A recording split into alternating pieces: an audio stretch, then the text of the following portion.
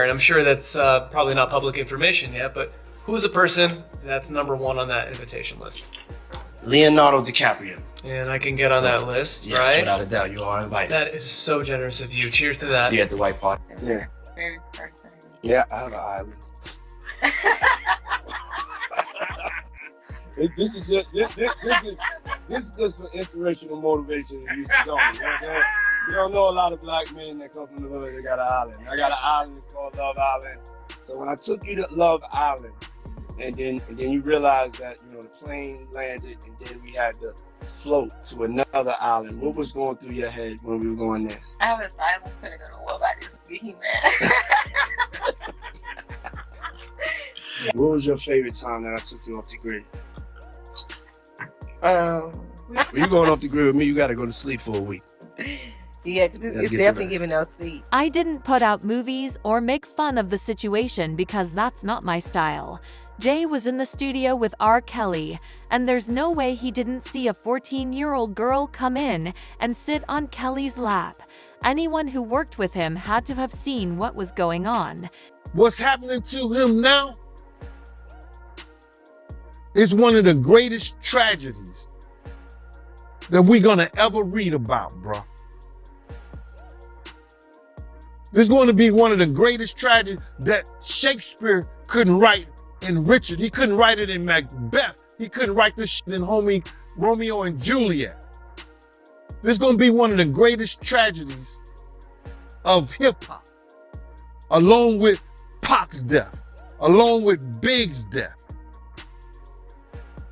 And he brought it on himself. We're beginning to see every celebrity that has been associated with Diddy come out and basically admit that all the crimes that he was committing were true. Nobody is on his side anymore. Nobody wants to have their name tarnished because they were defending Diddy and the freak-off parties that everybody knew was going on. The next person asks me if I've been to one of them parties, I'm gonna slap the shit out you. They don't like mankind at them parties. There's a few other real in hip-hop that I don't believe ever been invited to one of them parties. I'm live right now. I don't want to hear that shit. Let me explain something to y'all.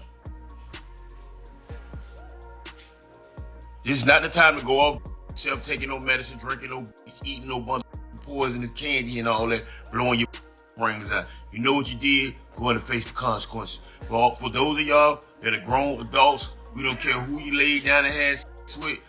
It's gonna get exposed right now. It's a good time to come out the closet. You know what I'm saying?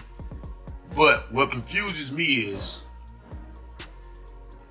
1,000 bottles of baby oil and lubricant. They charged him with the RICO. Could have been worse. Could have been the FRICO Act. Damn. And may I be the first to say this has nothing to do with hip hop. This got something to do with them freaky ass niggas. Can't charge the whole hip-hop community with this one. Celebrities wronged by Diddy or with no personal ties to him are the first to speak out, while those who have worked closely with him remain silent. The divide highlights who feels free to address issues versus those still connected to Diddy. Allegedly, Sean Carter is responsible for enacting Hype Williams to put Aaliyah on a faulty plane, to move her out the way as punishment for rejecting him, and so he could level up Beyonce, who was struggling. Let's just say allegedly that happened. Now I want you to think about 106th and Park with Mary J. Blige. Free, who was a victim of Sean Carter. Yeah. Mary J. Blige, who was a victim of Sean Combs, are sitting there talking about the death of Aaliyah amongst each other. Think about that. You got a Diddy victim, you got a Jay-Z victim, and you got a superstar gone. They know what happened. And yet, they had to sit there and have that conversation like they didn't know who did it. He imaged himself after a gay painter. Okay. Big homie want to look like a gay painter. What are we talking about here? We're talking about Basquiat. He wants to look like a gay painter. and I lived with Sean Puffy Combs for a year. Hey, it was curious. I got a chance to see some things. Yeah, but you were 13. What were you I seeing? went there to see the lifestyle. Right. And I saw it. And it was but I don't know if I could indulge and understand what I was even looking at. It was pretty wild. So nobody tried. What I did say is that there were very curious things taking place. And I didn't necessarily understand it. 14 years old. You're a dad now. Would you ever send your kid to Puffy camp? Hell no. The headline, Ben Affleck admits he divorced J.Lo because she was in Diddy's freak-offs, is not only sensational but entirely unfounded. There is no credible evidence or statement from Ben Affleck, Jennifer Lopez, J.Lo, or Diddy that supports such claims. Affleck and Lopez have had a high-profile relationship that began in the early 2000s and was subject to intense media scrutiny. However, attributing their breakup to something as outrageous as participation in Diddy's freak-offs is purely speculative and part of the rumor mill that often surrounds celebrity relationships.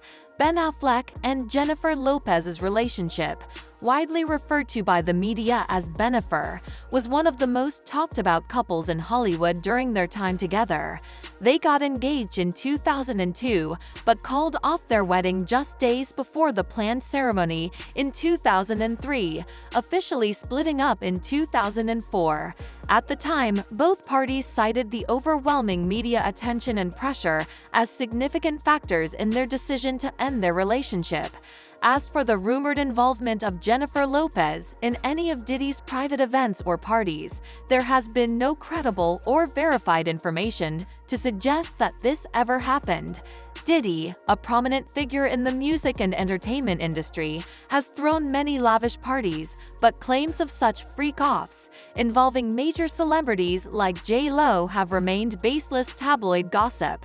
Lopez, known for her professionalism and carefully managed public image, has not been publicly linked to any inappropriate events in her long-standing career.